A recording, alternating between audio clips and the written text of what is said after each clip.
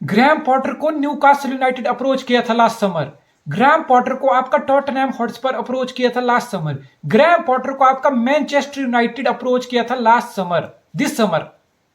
एक ऐसा मैनेजर जो ब्राइटन को बहुत अच्छे से खिला रहा है, ब्राइटन में बहुत तरक्की कर रहा है। ऐसा लग रहा है कि ब्राइटन की टीम एक बहुत शानदार, एक बहुत कॉन्फिडेंस पे एक ऑफेंसिव फुटबॉल खेल रही है, एक जबरदस्त फुटबॉल खेल रही है। और जब जब ब्राइटन खेलता है, चाहे वो टॉप 6 की टीम के अगेंस्ट हो, ऐसा लगता है कि ब्राइटन कांटे की टक्कर दे रहा है। Brighton are ready, ready for a fight, up for a fight, up for challenge.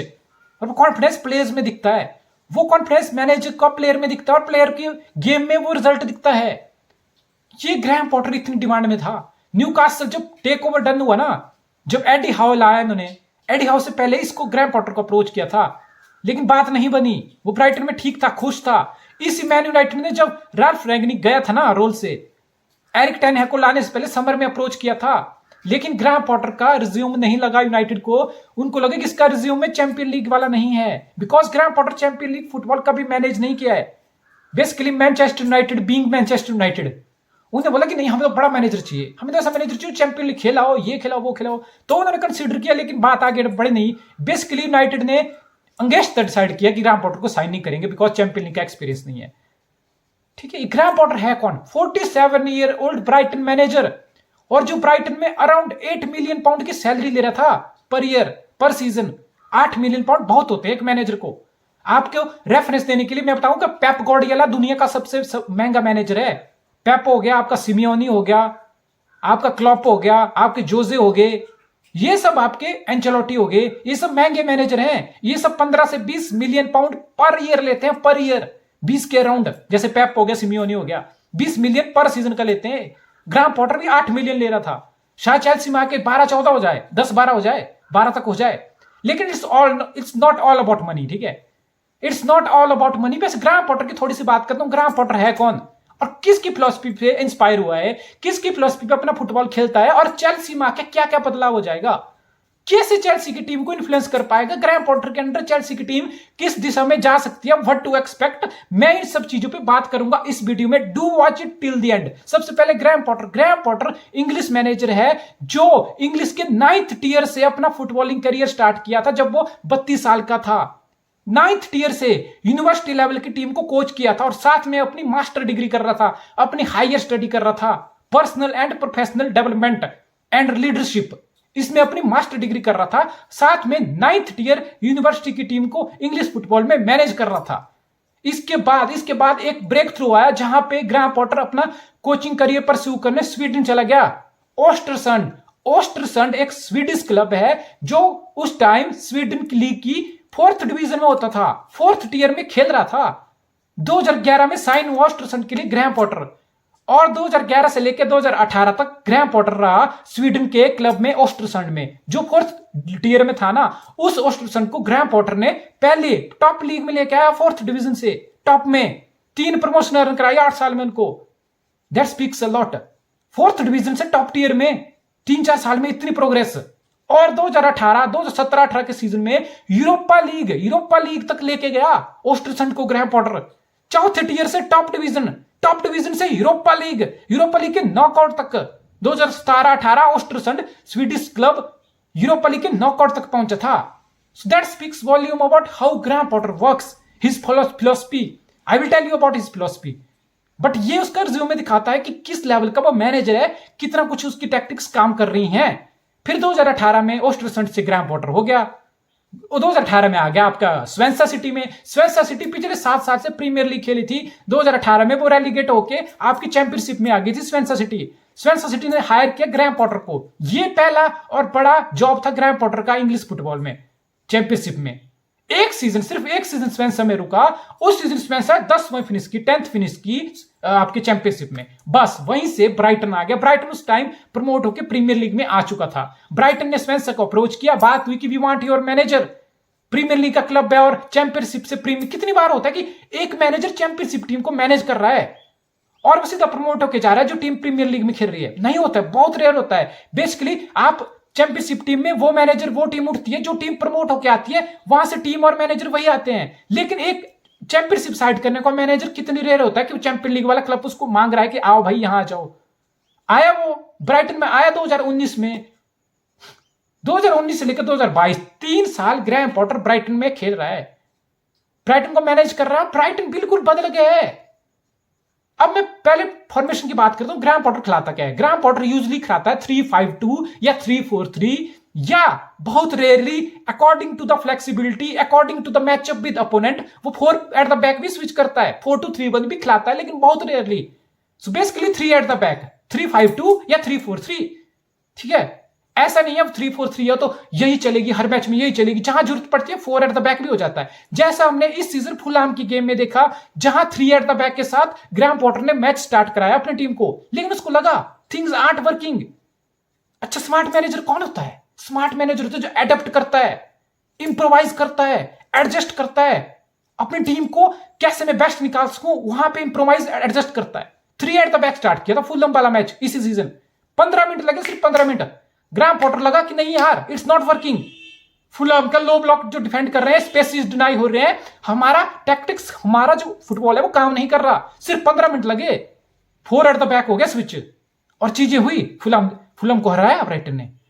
तो ये है ब्राइटन, ये है ग्रैम पॉटर, जो फ्लेक्सिबिलिटी, जो अडेप्टेबिलिटी, इंप्रोवाइजेशन, इन चीजों में यकीन रखता है, ठीक है। और ये अपना गुरु मानता है। किसको मानता होगा आजकल? कौन मैनेजर किस मैनेजर को गुरु मान के आगे बढ़ रहा है? No surprise, no surprise, Graham Potter अपना गुरु मानता है सिटी के पेप गार्डियोला को, the legend, the greatest, the GOAT of manager. Pep Guardiola मेरा गुरु है। मैं पेप गार्डियोला की फिलॉसफी पे काम कर रहा हूं अपने 9th टियर से, जब मैं इंग्लैंड को मैनेज कर रहा था, इंग्लैंड के क्लब को। मैं I look after Pep Guardiola, that's what Graham Potter said. और ये फिलॉसफी दिखती है, ये फिलॉसफी ग्राउंड में दिखती है जब ब्राइटन आपका पोजेशन गेम खेल रहा है, जब ब्राइटन आपका हाई प्रेस खेल रहा है, काउंटर प्रेस खेल रहा है, ऑफेंसिव खेल रहा है, बिल्ड फ्रॉम द बैक कर रहा है, बिल्डअप ले रहा है, पीछे से बिल्डअप ले रहा है। उनका कीपर सांचेज ब्राइटन में, ग्रैम पॉटर लेके आया था उसको ब्राइटन में। क्यों? क्योंकि उसको चाहिए था कीपर जो फीट पे अच्छा हो, जिसके फीट पे क्वालिटी हो, जो बॉल डिस्ट्रीब्यूशन कर सके, जो आपके बिल्डअप में एक आपकी हेल्प कर सके। सांचेज आया, बिल्डअप करता है Brighton, buildup, can you imagine, buildup करता है शॉर्ट पासेस से, फुल बैक को, सेंटर बैक को डिस्ट्रीब्यूशन करता है कीपर। बिल्डअप के साथ फिर फुल बैक वाइडर जाते हैं, wing back, 3 at the back होता है, 3 सेंटर बैक, फिर आपके जो दो विंग बैक होते हैं वो एडवांस जाते हैं, आगे जाते हैं, रोटेट होती है पोजीशंस आपके विंगर्स की, फॉरवर्ड की। बहुत ऑफेंसिव प्ले है। जब जब गेम लॉस्ट होती है तो काउंटर प्रेस हाई होता है, बहुत जबरदस्त काउंटर प्रेस करते हैं, हाई प्रेस करते हैं, फ्रंट 3 बहुत ज्यादा प्रेस करते हैं इनके विंगर और फॉरवर्ड। तो जो ब्राइटन, देखो छोटी टीम कोई भी होती है जो प्रमोट होकर 2019 ब्राइटन आया था प्रीमियर लीग में, छोटी टीम क्या करती है? छोटी टीम का स्टैट आप देखोगे ना तो वो सिट बैक करती हैं, यानी कि मोस्ट ऑफ द टाइम अपने डिफेंसिव हाफ में निकलता है उनका विदाउट बॉल, उनको डिफेंड करना है, डिफेंड करना है, लो ब्लॉक बना के स्पेस टाइट करके क्लोज डाउन करके डिफेंड करते हैं छोटी team most of the time. और वेट करती है कि ट्रांजिशन में काउंटर पे अपॉर्चुनिटी मिले और फिर अपने विंगर को, फॉरवर्ड को पेस के साथ भगाती है।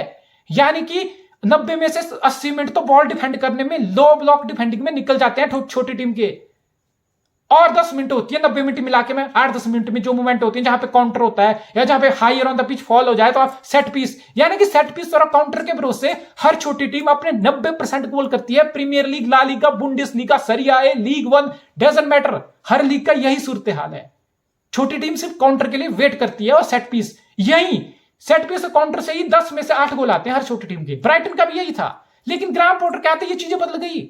ग्राहम पॉटर कहते ये सब आउट ऑफ द विंडो, कि लो ब्लॉक होगा, अपने डिफेंसिव हाफ में स्पेस डिनाई करो, लो ब्लॉक करो, सिट डीप करो, काउंटर का वेट करो, सेट पीस का वेट करो, फिर अपोनेंट को हर्ट करो। ग्राहम पॉटर ने पहले दिन आते बोला खलास, ये सब नहीं चलने वाला, ये सब नहीं चलने वाला।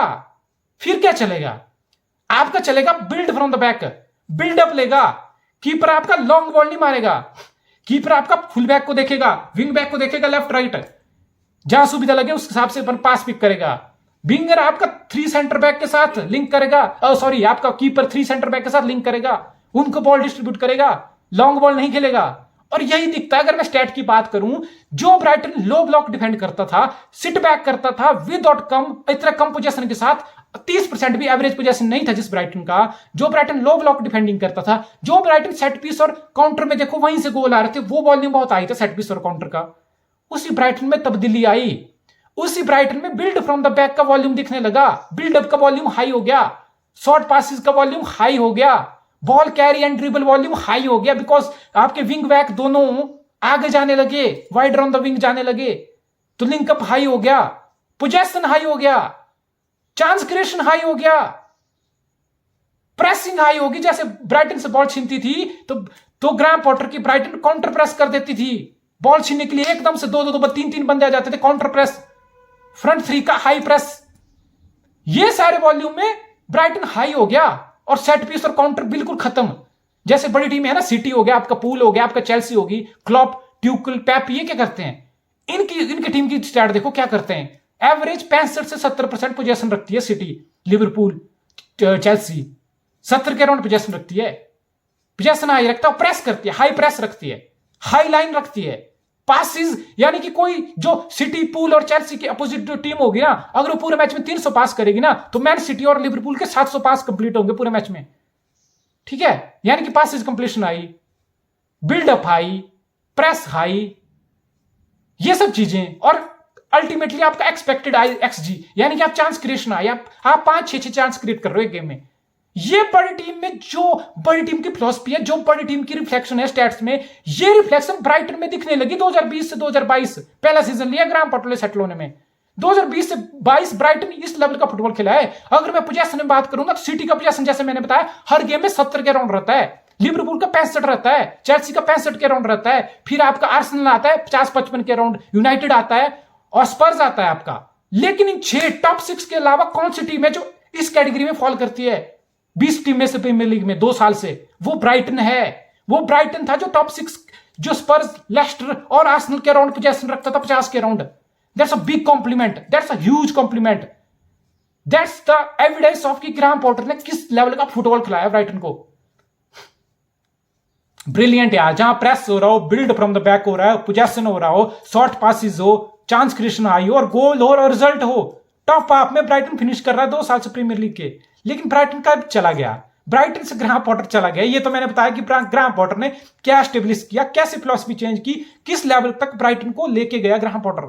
जहां पे मैं एक एग्जांपल और दूंगा, जहां आपका माइकल ट्रोसार्ड, आपका ट्रोसार्ड है। ट्रोसार्ड क्या है? ब्राइटन का विंगर है। वो कितने रोटेशन प्ले करता है। पेप गार्डियोला का सिस्टम पता है ना आपको, पेप गार्डियोला का सिस्टम, क्लॉप की तो रोटेशन ज्यादा नहीं होती, ट्यूकल पेप गार्डियोला के सिस्टम में रोटेशन होती है। यानी कि जो राइट विंग पे होगा वो लेफ्ट पे मिल जाएगा, जो लेफ्ट पे होगा राइट पे मिल जाएगा, स्विच ऑफ प्ले होगा इन बिटवीन द गेम। यानी कि जब लग रहा है एक चीज काम नहीं कर रही तो उसको चेंज करो, रोटेशन कर लो उसकी, स्विच कर लो उसको। और ग्राहम पॉटर ये चीज अच्छे से करता है। ट्रोसार्ड कभी विंगर होके कभी आपको सेंट्रल फॉरवर्ड खेलता हुआ दिखेगा, कभी वो विंगर देखते हुए खेलता हुआ दिखेगा नेचुरल पोजीशन में, कभी ट्रोसार्ड आपको विंग बैक खेलते हुए दिखेगा। मार्क एलियस्टर क्या है? अटैकिंग मिडफील्डर है, ऑफेंसिव मिडफील्डर है। कभी वो सेंटर मिडफील्ड में खेलता हुआ दिखेगा, कभी वो ड्रॉप डीप करेगा, डिफेंसिव मिडफील्डर की सपोर्ट में आएगा। ये क्या है? ये रोटेशनल प्ले, ये स्विच ऑफ प्ले, ये मैनेजर की फ्लेक्सिबिलिटी को, मैनेजर की इनोवेशन को, क्रिएटिविटी को दिखाता है कि वो थिंकिंग है। वो 90 मिनट गेम में टच लाइन में बैठ के गेम देख नहीं रहा है, वो मैनेजर सोच रहा है, वो मैनेजर गेम को ऑब्जर्व कर रहा है और एनालाइज कर रहा है और उसके अकॉर्डिंग चेंजेस कर रहा है, इनोवेशन कर रहा है, क्रिएटिविटी दिखा रहा है और इंप्रोवाइज करके मैच में रिजल्ट लेके आ रहा है अपनी टीम के लिए। कुकुरेया, मार्क कुकुरेया 65 में ब्राइटन ने चेल्सी को बेचा, प्लेयर ऑफ द सीजन था। सिर्फ एक सीजन ब्राइटन में खेला था मार्क कुकुरेया और 65 में भी किया। ग्राहम पॉटर ने मार्क कुकुरेया को सिंपल लेफ्ट बैक था वो, लेफ्ट फुटेड होते लेफ्ट बैक से उसको third centre back, because 3 at the back खिलाता था ग्राहम पॉटर, तो थर्ड सेंटर बैक में उसको रोल दिया। लेफ्ट सेंटर बैक यूज किया कुकुरेया को। लेफ्ट बैक तो था ही वो, जब कभी कभी 4 एट द बैक खिलाने तो लेफ्ट बैक यूज किया। फिर 3 एट द बैक इस सिस्टम में as a left wing back use किया, 3 एट द बैक में भी यूज किया और विंग बैक भी यूज किया। यानी कि वर्सटैलिटी, यानी कि प्लेयर को डेवलप करने की क्वालिटी है ग्राहम पॉटर में। मैकएलिस्टर हो, ट्रोसार्ड हो या कुकुरेया हो या ग्रूस हो, पास्कल ग्रूस इस सीजन क्या कर रहा है? पास्कल ग्रूस इस सीजन आग लगा के बैठा है, गोल स्कोर कर रहा है, फ्लेक्सिबिलिटी है, रोटेशन है, स्विच ऑफ प्ले है, उसको फ्रीडम दे रखी आगे बहुत सारी पोजीशन में बॉक्स में ऑक्यूपाई करता है, वो स्कोर करता है, right man at the right place. तो बेसिकली ग्राहम पॉटर प्लेयर की एबिलिटी को ग्रेटर एक्सटेंट तक लेके जाता है और टॉप मैनेजर की यही खासियत होती है। अब चेल्सी में आके क्या होगा? चेल्सी की फिलॉसफी क्या थी? थॉमस ट्यूकल के under Chelsea were playing 3 at the back, ठीक है, 3 at the back, 2 wing back, 2 centre midfielder और आगे आपका दो आपका फॉरवर्ड हो गए, ठीक है, जिसमें आपका काई हावर्ट्ज है और आपका स्टर्लिंग खेल रहा था। पहले आपका लुकाकू और बेर्नर भी खेलते थे। क्या इसी फिलॉसफी पे चेल्सी रहेगा? हाँ, इमीडिएटली मुझे नहीं लगता कि आपका Graham Potter 4 at the back switch करेगा। हालांकि ग्राहम पॉटर, मैंने बोला कि 4 एट द बैक भी खिलाता था ब्राइटन को, लेकिन he is very comfortable playing 3 at the back. तो वही होगा, चेल्सी में 3 एट द बैक रहेंगे, जहां पे आपका थियागो सिल्वा रहेगा, आपका कुलीबैली रहेगा, आपका फुफाना रहेगा, दो आपके विंग बैक रहेंगे, रीस जेम्स रहेगा, चिलवेल या कुकुरेया रहेगा, मोस्ट प्रोबेबली कुकुरेया ही रहेगा। चिलवेल अच्छा प्लेयर है नो डाउट। सेंटर मिडफील्ड में आपके पास कांटे आएगा, आपका कोवाचिच, जॉर्जिनो, ये आपके ऑप्शन रहेगी। माउंट की ऑप्शन भी आपके पास रहती है। और आप फ्रंट आपके पास ऑबामेयांग को आप खिला सकते हो, स्टर्लिंग हावर्ड्स खिला सकते हो। ये सारी चॉइसेस है 3-5-2 या 3-4-3। ये ऑप्शन से मेरे ख्याल से ग्राहम पॉटर अपनी गेम स्टार्ट करने वाला है। अब चेल्सी में आके क्या एक्सपेक्टेशन है? चेल्सी में आके ग्राहम पॉटर से क्या एक्सपेक्टेशन है? देखो, चेल्सी में सबसे बड़ा प्लस है कि चेल्सी में बहुत अच्छे अच्छे प्लेयर है। रीस जेम्स जैसा यंग प्लेयर है, वर्ल्ड क्लास पोटेंशियल प्लेयर है। मार्क कुकुरेया जैसा प्लेयर है, जहां पे आपने फोफाना जैसा 21 साल का world class potential centre back by किया, एक बड़ा पोटेंशियल है। जहां पे आपको कांटे जैसा एक शानदार प्लेयर खेलने को मिलता है, जहां पे स्टर्लिंग एक प्रीमियर लीग प्रूवन प्लेयर है, जहां पे हावर्ड्स को आपने इतने बड़े पोटेंशियल के साथ साइन किया था। वो डिफरेंट स्टोरी है कि हावर्ड्स अपना कंसिस्टेंसी उस लेवल तक के आधे लेवल तक भी गेम नहीं खेल पाया। तो ये बड़े चैलेंज रहेंगे, ये बड़े ग्राहम पॉटर के सामने चैलेंज है कि एक ऐसा ग्रुप है जो बहुत सारे यंगस्टर का है। ये अच्छी बात भी है ग्राहम पॉटर के लिए कि उसको बड़ी ईगो हैंडल करने को नहीं मिलेंगी। बेसिकली आप ब्राइटन जैसे क्लब से चेल्सी जैसे क्लब में जा रहे हो, जहां पे आपको एक्सपेक्टेशन बहुत आई है, जहां ग्राहम पॉटर को पता है अगर मैं इस साल यूसीएल भी जीत जाऊं, जस्ट इमेजिन, ग्राहम पॉटर को पता है मैं अभी ब्राइटन से चेल्सी में आके यूसीएल जीत जाऊं, प्रीमियर लीग जीत जाऊं, अगर फिर मेरा नेक्स्ट सीजन खराब गया तो सितंबर में मैं भी सैक हो सकता हूं।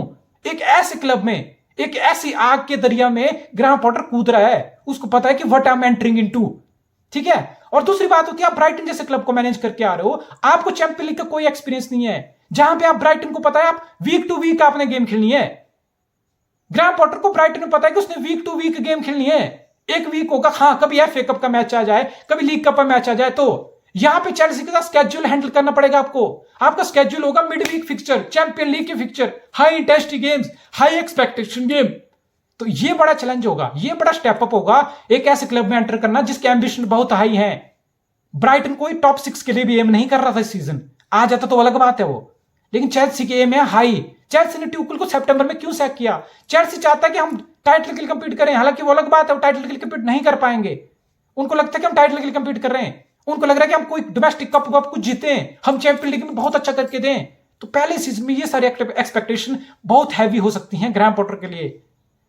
अच्छी बात यह है कि जैसे मैंने बोला कि एक यंग वर्ल्ड क्लास टैलेंट है ड्रेसिंग रूम में, कोई बड़ा ईगो वाला प्लेयर नहीं है, लेकिन मुझे पता स्टर्लिंग ईगो दिखाता है, इसलिए पेप ने उसको निकल एल कर दिया। पेप ने निकल एल कर दिया स्टर्लिंग को, निकल एल, निकल घोड़े निकल, ये कर दिया। लेकिन मुझे लगता है ग्राहम पॉटर का ये एक प्लस पॉइंट है कि उसको एक यंगस्टर, एक यंग टीम हैंडल करने को मिलेगी। वो उनको अपने हिसाब से, अपनी फिलॉसफी के हिसाब से मोल्ड कर सकता है, वो अपने हिसाब से यूज कर सकता है, उनकी एबिलिटी को एक्सप्लॉइट कर सकता है अच्छे से, और अच्छा प्लेयर से निकाल के दे सकता है। और सबसे बड़ा चैलेंज यही है कि एक बड़े क्लब में जा रहे हो जहां पे एक्सपेक्टेशन बहुत हाई है। और चेल्सी की बोर्ड की क्या एक्सपेक्टेशन है? चेल्सी ओनर की क्या एक्सपेक्टेशन है?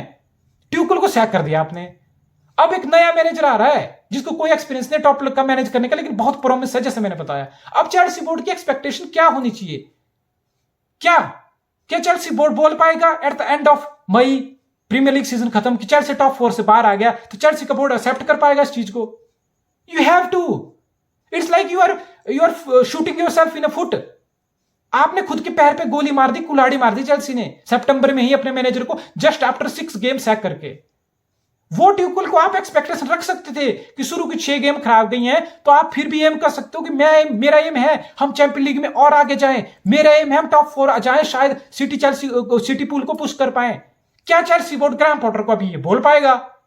पहले ही दिन आके ये बोल पाएगा पहले ही सीजन में कि हमारा एम वही है जो ट्यूकल के साथ था? मेरा बोलने का मतलब चेल्सी को अपनी हकीकत जाननी पड़ेगी, चेल्सी बोर्ड को अपनी एक्सपेक्टेशन लोअर डाउन करनी पड़ेगी, लोअर डाउन, तभी सेंस बनेगी इस बात की, तभी सेंस बनेगी। आप कम से कम ये सीजन तो दो, और हो सकता है it's very likely coming to the end of season मई में हम ये बोलेंगे चेल्सी टॉप 4 से बाहर आ गया, यार चेल्सी टॉप 4 नहीं आ पाया। It's very likely to happen, don't get me wrong. और चेल्सी बोर्ड को इस चीज के लिए प्रिपेयर होना चाहिए, चेल्सी फैन को इस चीज के लिए प्रिपेयर होना चाहिए, because second ट्यूकल was wrong. If you ask me, it was shooting in your foot, अपने पैर पे कुल्हाड़ी मारने जैसा था। अब ग्राहम पॉटर से क्या एक्सपेक्टेशन है? पहले सीजन में क्या एक्सपेक्टेशन है? मुझे पता है यंग टीम है, यंग स्क्वाड है, लेकिन मैनेजर को टाइम चाहिए ना। ये हो सकता है चेल्सी टॉप 4 से बाहर आ जाए मई में, जो मुझे लगता है बहुत लाइकली है। अब न्यू मैनेजर के साथ बहुत लाइकली है कि चेल्सी टॉप 4 से बाहर आ जाए। उस सिनेरियो में क्या होगा? उस सिनेरियो में टॉड बॉयली बैक करेगा या गधे की तरफ बस मेल डाल के सुबह सैक कर देगा ग्राहम पॉटर को? ये चेल्सी बोर्ड को देखना है। चेल्सी बोर्ड को देखना है कि उनका विजन क्या है, उनका विजन क्या है, उनकी एक्सपेक्टेशन क्या है। मेरे हिसाब से चेल्सी बोर्ड को ग्राहम पॉटर को पूरा सीजन ये टाइम देना पड़ेगा, इरिस्पेक्टिव ऑफ चेल्सी कहां फिनिश करे प्रीमियर लीग में, इरिस्पेक्टिव ऑफ चेल्सी कहां जाए डोमेस्टिक कप में, इरिस्पेक्टिव ऑफ चेल्सी का परफॉर्मेंस क्या हो चैंपियन लीग में। You got a back your manager, you definitely do got a back your manager. For Chelsea fan I think you have got exciting manager. आपको एक ऐसा manager मिला है जिसके अंदर हंगर है, जिसके अंदर डिजायर है, जिसकी फिलॉसफी है, जिसको इंप्रोवाइज, इनोवेट, ये सब चीजें अडॉप्ट करना आता है। That's huge plus. और जो अपने प्लेयर को बहुत अच्छे से यूज करता हो और जिसका माइंडसेट बिल्कुल पॉजिटिव हो, बिल्कुल ऑफेंसिव अप्रोच हो। चेल्सी की ग्राउंड पे कोई अप्रोच नहीं बदलने वाली। जो बंदा ब्राइटन से, जो मैनेजर ब्राइटन जैसे टीम को बिल्ड फ्रॉम द बैक करा सकता है, उनका लिंक का वॉल्यूम हाई करा सकता है, उनको काउंटर प्रेस करा सकता है, उनके चांस क्रिएशन बढ़ा सकता है, वो चेल्सी में आके क्या कर लेगा ये भी सोचो। चेल्सी में तो और क्वालिटी है। चेल्सी में रीस जेम्स और मार्क कुकुरेया जैसे फुल बैक हैं। चेल्सी में फफाना जैसा वर्ल्ड क्लास सेंटर बैक मिलेगा पोटेंशियल, कुलिबेली इतना experience, Thiago Silva, Jorginho, Kovacic, Conte, Sterling जैसा प्लेयर। तो एक क्वालिटी में बहुत बड़ा एडिशन है। जो मैनेजर ब्राइटन जैसे एवरेज ठीक ठाक प्लेयर से इतना अच्छा खिला रहा था, वो चेल्सी में वर्ल्ड क्लास प्लेयर से कितना और अच्छा खिला सकता है। Don't get me wrong, Chelsea fan should be excited. I know ट्यूकल को आप बहुत पसंद करते थे, ट्यूकल सबको पसंद था। Chelsea fan loved Thomas Tuchel, every Chelsea fan loved Thomas Tuchel, don't get me wrong. Even I loved Thomas Tuchel as a rival fan. मुझे बहुत अच्छा लगता है, मुझे बहुत दुख हुआ कि वो सैक हुआ, but it's football and Graham Potter is here and I think Graham Potter to Chelsea will definitely work. बस जो चैलेंज है ना, जो एक क्लब से टॉप क्लब में जाने का, ईगो हैंडल करने का, ड्रेसिंग रूम हैंडल करने का, I think that's gonna be biggest challenge for Graham Potter.